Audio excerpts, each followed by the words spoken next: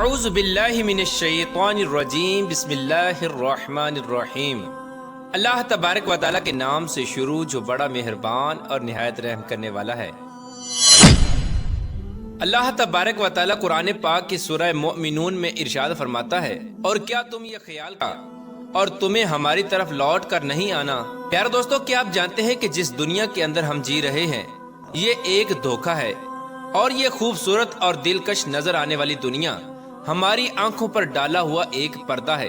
اس پردے کے پیچھے کا منظر بہت ہی خوفناک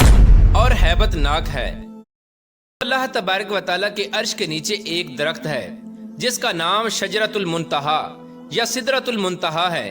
یہ درخت کتنا بڑا ہے اس کا اندازہ اس بات سے بخوبی لگایا جا سکتا ہے کہ اللہ تبارک و تعالیٰ نے اس کائنات کے اندر انسانوں اور انسانوں کے علاوہ جتنی بھی مخلوقات کو پیدا کیا ہے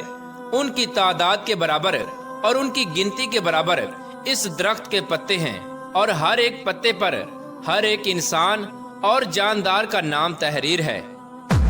پیارے دوستو، روایات میں آتا ہے کہ جب انسان کی موت کا وقت قریب آتا ہے